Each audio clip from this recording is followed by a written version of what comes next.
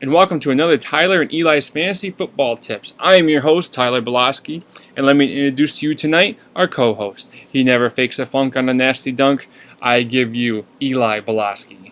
Hey, what's up? Hey guys, alright, it's Friday night, it's our podcast. Let's get right into it. News and notes and injuries? None. None. No news, no injuries.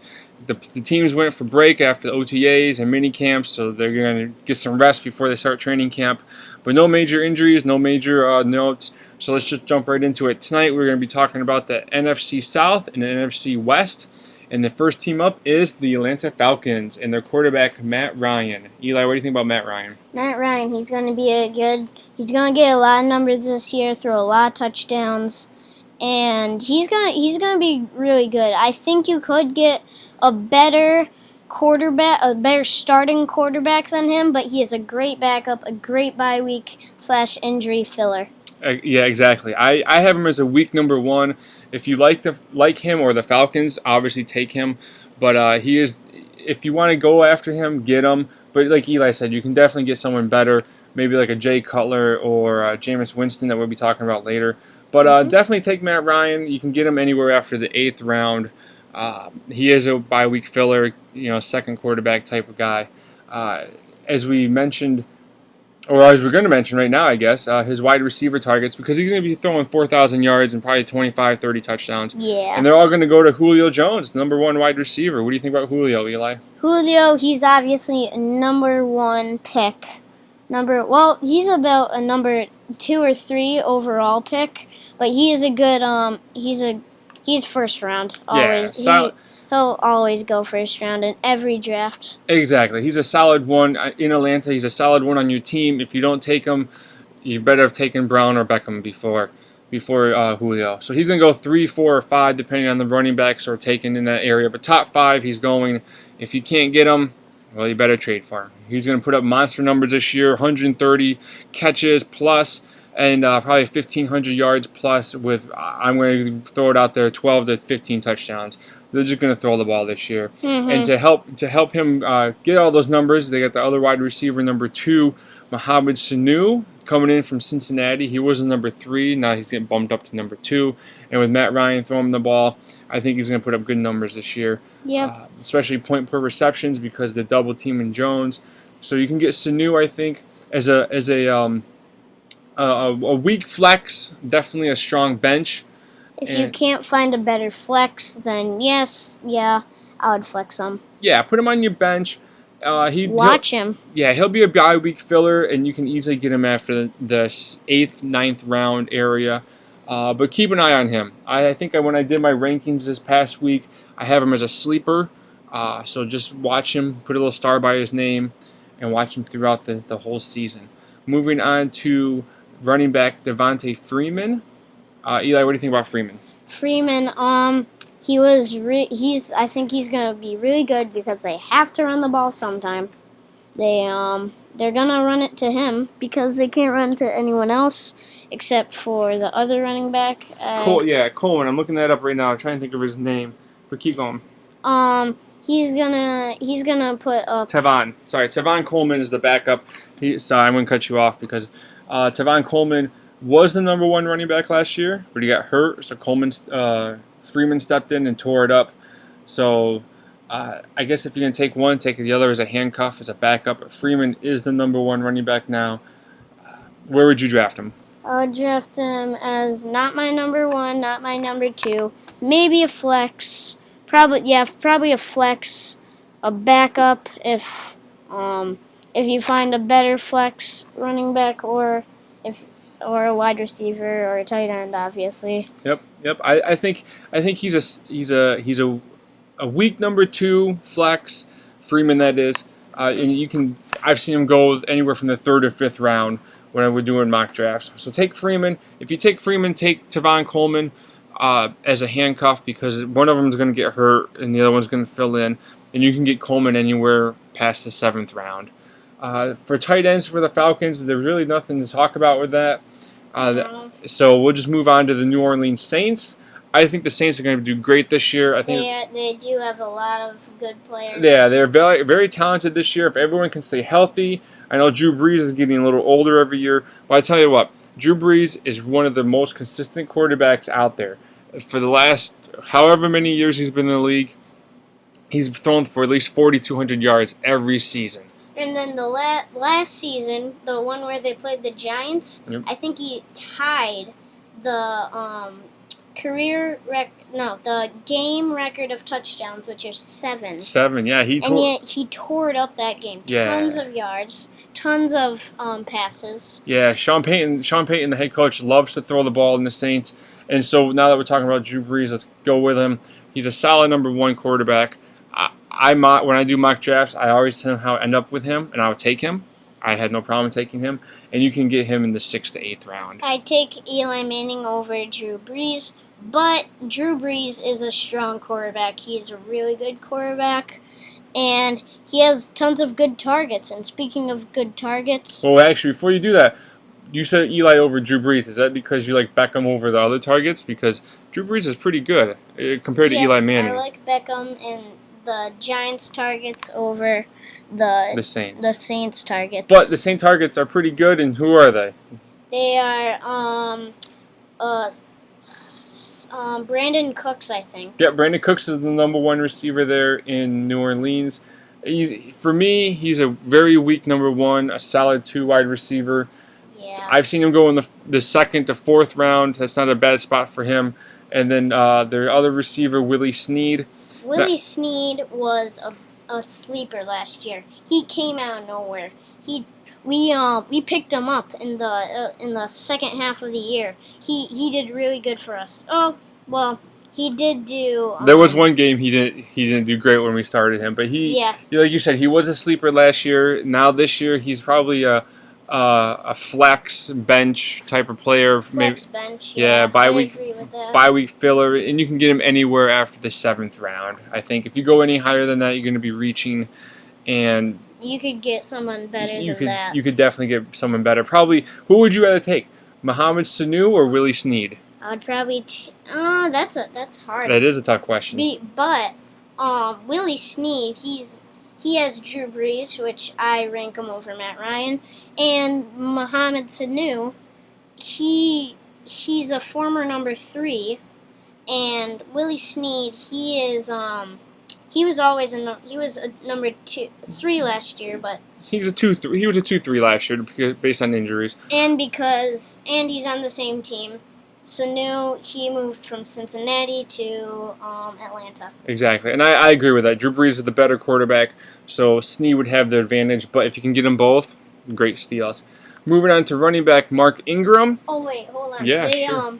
They brought in a rookie. Oh yes, from Ohio State, Michael Thomas. Yep. I don't think he's draft worthy. If you do get to draft him towards the end,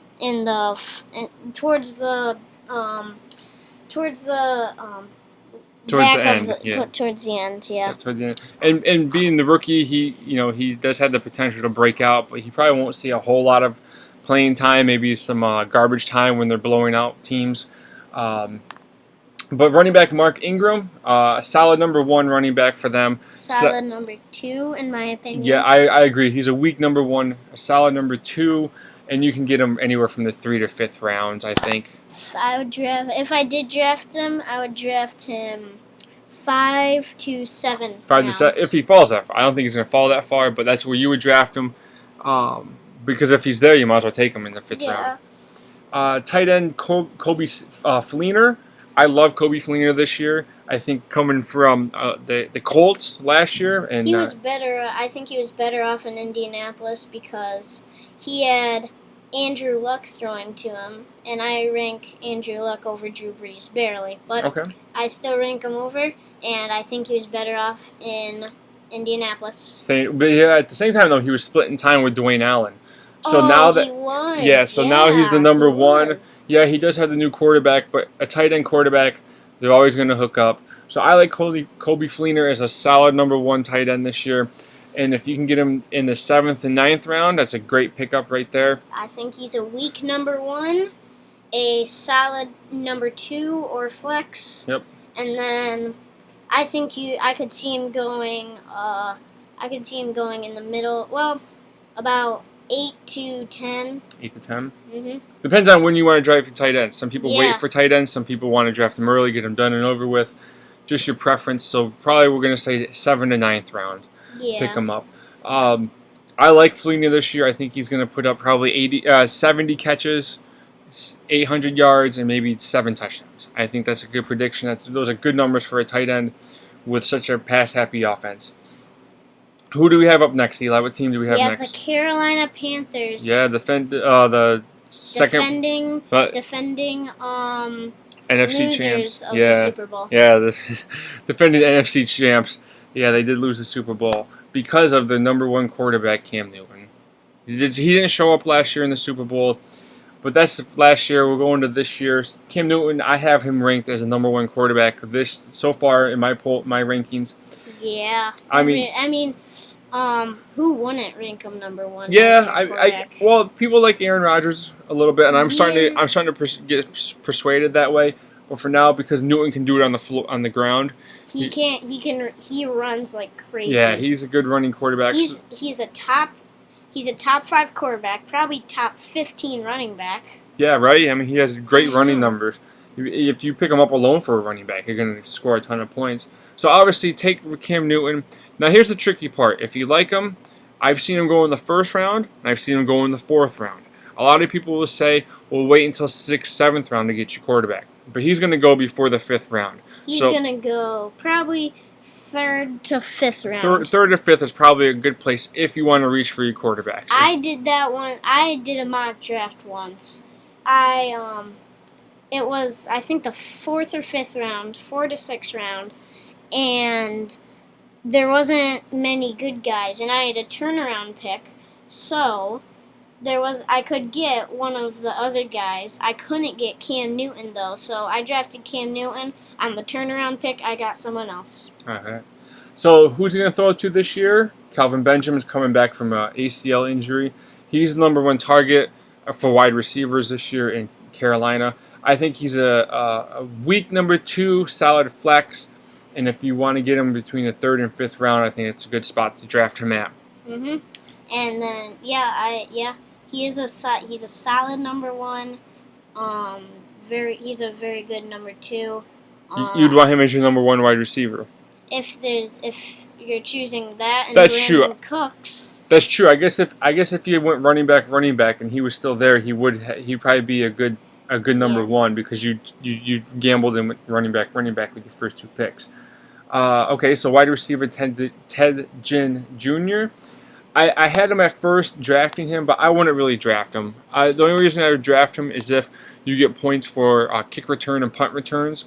But other than that, I guess if you want to stash him on your bench and maybe an injury comes up or you need an emergency bye week filler, but I would probably just stay away from Ted Ginn because I think he's a strong.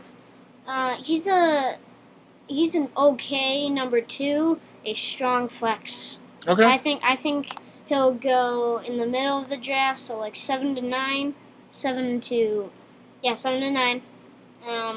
I think he's going to get a lot of numbers this year since he has Cam Newton throwing the ball. Yeah, they'll definitely be throwing the ball, and so he's going to have to catch it. His thing is, he does have the case of the drops, so he does drop it occasionally, or a lot more than he should. But another person they throw to a lot is Greg Olsen, tight end. And we'll come back to Jonathan Stewart. I know he's next. But since we're talking about them throwing, we'll just go right to the number 1 tight end, Greg Olsen. Draft him. Totally. If you want to get him in reach in the 3rd or 4th round, take him. 4 to 5. Yeah. Draft him 4 to 5 rounds. Yeah, it all depends on where you like your tight ends. And obviously when you do your mocks and you lay out your drafting. If he's there for the 6th round, yeah, that's a good steal. You want to definitely steal him right there. So take Greg Olsen for sure as your number 1 tight end. And if you want to flex him 1 week because you have another backup, like a Zach Miller, that'd be a great tag team right there of tight end and flex.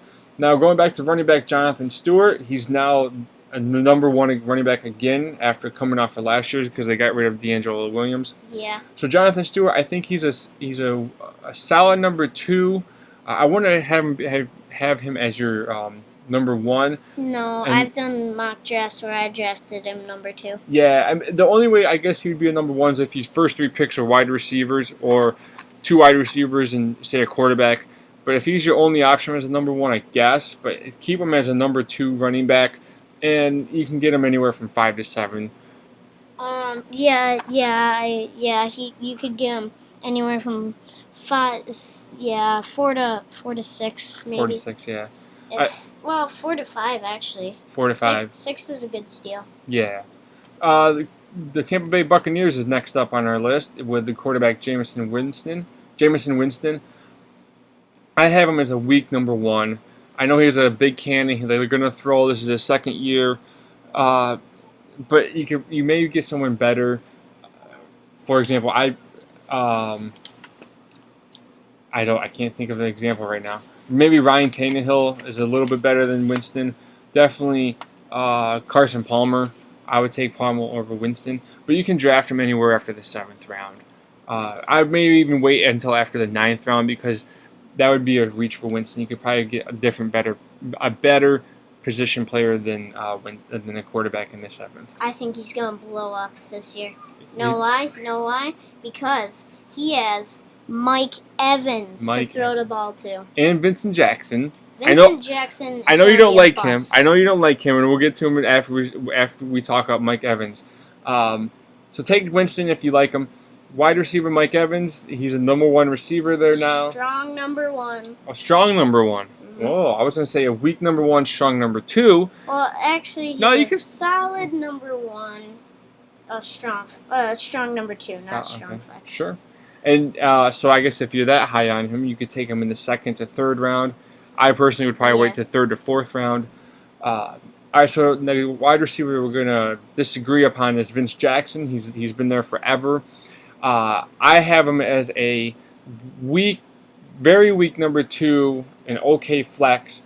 But from where he's being drafted at, you probably just stash him on your bench for a bye-week filler. Yeah, he's a bench. Yeah, I know you want nothing to do with him, so I guess it just depends. Do you want to go with my side of the Vince Jackson debate or Eli's side? That's up to you. But good luck either way, because if you want to win, they'll take him. No. But, yeah, right. Moving on to the running backs. Now, there's 2 running backs here in Tampa Bay. The first one is the starter, Doug Martin. Doug Martin, his career has been up and down. One year, the first year, he was a stud as a rookie. The second year, he got hurt. He did nothing. And it's just up and down every other year. Really good, really bad, really good. And then even with last year, I think we drafted him, right? We did draft him, but we did end up trading him away. Yeah. We watched him on the bench, and I think we started him a little. Yeah, we had to start him first couple weeks, but then he just started disappointing us. Yeah, he just sank down. So with Doug Martin though, if you are into handcuffs, and because he goes up and down a lot, you got to take his backup Charles Sims. Charles Sims is a great handcuff. I like Charles Sims as a handcuff this year. Yeah, because Doug Martin is either going to get injured, or 2, he's not going to do anything. So they have to run the ball to someone else. So they're going to run the ball to Charles Sims. Exactly, and the only thing that concerns me with Tampa Bay is they're playing their first 4 weeks are against really tough opponents, and so he may fizzle the first 4 weeks, but hang on to him or use him as a trade bait because of that. But we're going back to Charles Sims real quick. He's probably one of the only few handcuffs I would take this year because of the fact that Doug Martin is so inconsistent and as of right now, I'd say injury prone. Mm-hmm. You agree with that? Yeah. All right. He's injury prone. Yeah. So let's move on to that wraps up the NFC South. I know we're kind of speeding along, but here's the deal: we get about 30 to 35 minutes, and then we have to just wrap it up because it's life. We have to get back to life. We have to get back to the kids, and no one wants to hear us talk more than 35 minutes, anyways. Yeah. So you don't want to be sitting doing the dishes, and you're already done when we're not even halfway done. Exactly. So we do. Because you want to hear all of what we're saying. Exactly. So we're rushing in a little bit, but you can come back and listen to it anytime. It's gonna be up on our Facebook page, etc., and we'll get to that later. But right now, let's go to the NFC West and the Arizona Cardinals. and their quarterback Carson Palmer. What do you think about Palmer this year? Carson Palmer, he's not going to do a lot this year. He doesn't do a lot any year. Well, he threw 4,000 plus yards last year and 30 to 35 touchdowns. But I think I know what you're saying because they're going to be more concerned about running the ball this year with David Johnson and Chris Johnson. everyone likes David Johnson. Yeah, and we'll definitely get back to him. But I think for Palmer, I have him in my top 10. I don't know exactly where, but he's in the top 10. He's going to throw another 4,000 yards, another 20 to 30 yards, 30 to touchdowns. And if you want to get him after the 7th round. If you go any higher than that, it's going to be reaching. Moving on to the 3 wide receivers that everyone they don't know what to make of them. John Brown, Larry Fitzgerald, or Michael Floyd. 1 week Floyd's number 1, the next week Brown, the next week Fitzgerald. Flip a coin, pull a name out of the hat, and there's your number 1 wide receiver. I have them all as week number 2s, solid flexes, but you can't go wrong with any of them, I guess, because they're all just so evenly ranked. They are very differently. Fitzgerald is a possession receiver now. He used to fly down the field, but not anymore. John Brown took over that position of that job. He flies down the field. Michael Floyd is more of a we'll just throw it across the middle and hope he catches it. But they're all the same ranking. Week number 2, as I said, solid flex, and you can get all of them anywhere from the 3rd to 6th round. Okay, going back to Larry Fitzgerald. Yeah. I think he's gonna be a sleeper. Yeah. Even though he is getting old, I think he's gonna get about maybe like 6 to 8 touchdowns. Well, 10 touchdowns maybe. Okay. And he's gonna get the ball thrown to him a lot. Yeah, I mean they all get the touches. They all have at least probably 80 plus catches or so, and right around the 7 to 10 touchdowns. They're all like equal. They're all like the same. Yeah. I think you can't go wrong with anyone being flexes, okay flexes, and great backups. Yeah, I think you can they'll definitely be a pull good some of them backup. off. You can definitely get Michael Floyd off the bench and bye week filler. Yeah. All right, running back David Johnson, as we talked about, I saw him go high as number 3 in some mock drafts, but lately though he's been falling down to even late 1st round, early 2nd round, and I think that's good for him right now. This is his 2nd year. He is coming off an injury, so I'd really be cautious of him. We don't know exactly what what he'll do. And with Chris Johnson, the man never ages. The guy's like 85 years old, Chris Johnson. But he's going to take some carries away. I mean, you can't give him David Johnson the ball every time. But definitely draft David Johnson as a number 1, a solid number 1, obviously a solid number 2 then. Anywhere from late 1st round, anywhere in the 2nd round, if you can take him definitely there. Chris Johnson, if you want to use him as a handcuff and pick him up, I think you can find better handcuffs though. Mm-hmm. But I guess if you like the handcuff trend, to go for Chris Johnson. ESPN ranks David Johnson number 5. I so do not agree with that. Well, that's as of we just got our magazines this week. Mm-hmm. They obviously constantly update them on the website, so the print's about 2 or 3 weeks off. But for now, what we're doing, that's where they have them. Yeah, but I don't think he's gonna do as well as the 5th running back overall for all the running backs. He is gonna run the ball though, so I think he's a solid number 2. A strong flex. Flex, all right. As far as tight end in Arizona, there really isn't anything to mention. Nope. So just bump over to the LA Rams, the new LA Rams, no longer St. Louis. Mm-hmm. And I just have 3 guys for you because it's the LA Rams. We'll just speed right through them. Rookie quarterback Jared Goff. Don't draft him, but just keep an eye on him. I mean, he is a rookie. They're going to throw the ball. He's going to make a lot of mental mistakes. But I just wanted to mention because I'd like to mention at least a quarterback for each team. Then you have wide receiver, probably the only one that's worth drafting. Tavon Austin is a very weak flex, Though, this is something I don't know if you knew this, Eli. He had more rushing yards last year than receiving yards. He did. Yeah, and he's a wide receiver, so go figure. So I guess if you want, he's going to catch 80 to 90 balls this year. But he's gonna catch 80 to 90 balls. But the amount of balls thrown to him will be like twice times that. Yeah, he's whatever. going to see a lot of action, especially on the running. They like to do a lot of trick plays with him, and I think he is the punt returner or the kick returner. So if you get those points, maybe that's someone you want to put in if they have a weak opponent that week.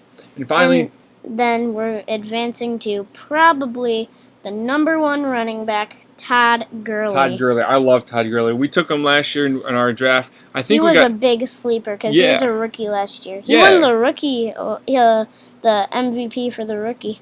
Rookie MVP. Was he the rookie of the year last year? I Yeah, think he was. He was the rookie of the year. Rookie of the year. He did great for us. Yeah, we got him actually. We took him in the 8th round last year. That's how That's why no one wanted him because he was a rookie. So this year, but he was the only guy there, so we're like, sure, why not? And he blew up for us. He blew up. Got us to 2nd place. So Todd Gurley, obviously a number 1 running back for your team. 1st round, probably in the easily top 5 to top 6 position pick. I have him ranked as my number 1 running back. I don't see him really moving unless he gets hurt out of that position. But I don't think he'll get hurt this year. Yeah, well, that's really the only option they have. So they're going to stockpile the offensive line there with defensive linemen. But I don't think he'll go down. Before Gurley came, they were just a big mess. Yeah, and they still kind of are. Yeah. So Gurley's the saving grace they have. Yeah. Moving on to the another speeding through the San Francisco 49ers. Very disorganized team this year. They're not really sure who the quarterback's going to be. Is it Blaine Gabbert? Is it going to be Colin Kaepernick? Either way, don't trade him. Or don't draft him. Yeah. However, there is the wide receiver Torrey Smith. A lot of people have him as a sleeper. You could use him as a very, very weak flex. Put him on your bench. He will do great for a bye week filler. And then the running back Carlos Hyde. A week number 2 bench player. Yeah. You can get him anywhere from 5 to 7. I personally am not going to draft him. I'm not going to draft any of the guys. I'd probably pick up Torrey Smith off the free agent waiver wire. Yeah. So I think the 49ers are done. The Seattle Seahawks. Let's move on to them. Quarterback. Russell Wilson. What do you think about Russell this year? He runs a lot. Yep. He really does. He was the second. He ran, I think, the 2nd most yards last year. Okay. Following, obviously Cam Newton, but he has. I think he has good targets. Yep. He has good receivers, and we'll get to them. Where would you draft him?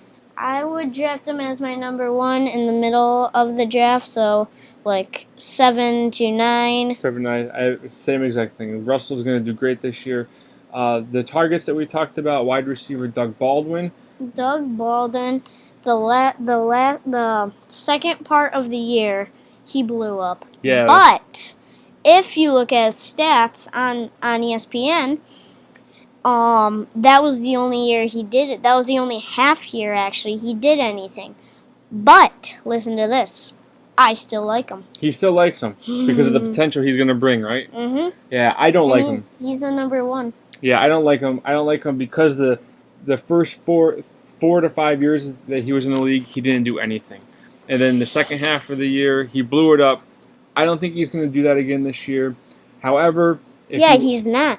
He's gonna blow up for the whole year. I don't think so. Yeah. But if you're going to draft him, I'm not going to draft him. If you're going to draft him, do it as a week number 2 solid flex. Yeah. Probably anywhere from 6 to 8. However, the wide receiver I do like in Seattle is wide receiver Tyler Lockett. Not only he likes Tyler Lockett more. He likes the number 2 more than the number 1. I do because Doug Baldwin's going to get double teamed. 2, Tyler Lockett's going to get you return touchdowns, and if you do yards, he'll get you more points there. And I think he's going to catch more balls than Doug Baldwin. How is So- he going to catch more balls than Doug Baldwin if Doug Baldwin is the number one? He's going to be double teamed. He's going to be double teamed. He still can catch. Tyler Lockett. So you take Doug Baldwin. I'll take Tyler Lockett, and we'll see who has a better year. And actually, I will. all right, we're going to come up with a bet for next week, and whoever has the better year, someone's going to have something done. We'll make a bet on that next week. So take Tyler Lockett as a week number 1 solid flex. Anywhere after the 8th round, he'll be there. Mm-hmm. Running back Thomas Rawls.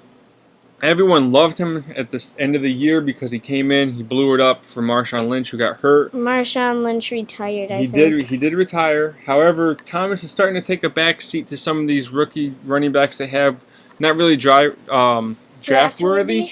But you still get Thomas Rawls as a week number 2. Put him on your bench anywhere from the 4th to 6th round. I would take him. I personally am not gonna draft Thomas Rawls. ESPN ranked him in their number 10 on the cheat sheet. Number 10. What do you think about Rawls? He is going to run the ball, which will give him yards and maybe some touchdowns. Well, yeah, touchdowns. But I don't think he has the potential to be more than your second running back. Maybe a flex. He'll be a good flex. Yeah, he'll be a backup. Yeah, his potential is a number 2 running back. And finally, last player we're going to mention tonight for the Seattle Seahawks is tight end Jimmy Graham. This is his 3rd year now in Seattle. The first year he did okay. Last year he was hurt. His 3rd year in New Orleans, where he came from, he actually did so much better his 3rd year. So this is his 3rd year now in Seattle. I think him and Russell Wilson are going to have a great year together. I would have Jimmy as a very, very weak number 1 tight end if you can't get anyone else. But definitely put him on your bench, and you can definitely get him anywhere after the 8th round. But this is what you said in the pre-talk thing or whatever. Our prep. You said you liked the Seattle Seahawks, but you said they weren't going to do anything together. As a team, I don't think they're going to do as well as they did last year. But individually, for fantasy football points, Jimmy Graham wouldn't be a bad guy. He's probably going to get about 70 catches, 700, 800 yards, and maybe 5 touchdowns or so. Anything else? Anything last? There you go. That's the NFC West and the NFC South. Any final comments, Eli? No, I can't. No. That's it. That's all I have for you guys too. Let me ask you real quick. I gotta get our sponsor in here, GJP and Oswego. Would you rather have an injured Sammy Watkins, or would you rather have an unbalanced, not knowing what he's going to do, Doug Baldwin? Who would you rather have on your team, Sammy Watkins or Doug Baldwin? I would have both. You can only have one. Who would you take? I would take Doug Baldwin because he has the better quarterback. I like the quarterback, Russell Wilson, but I would take Sammy Watkins because he has more breakout potential. And because we mentioned Sammy Watkins and the Buffalo Bills, I got to mention our sponsor, GJP and Oswego.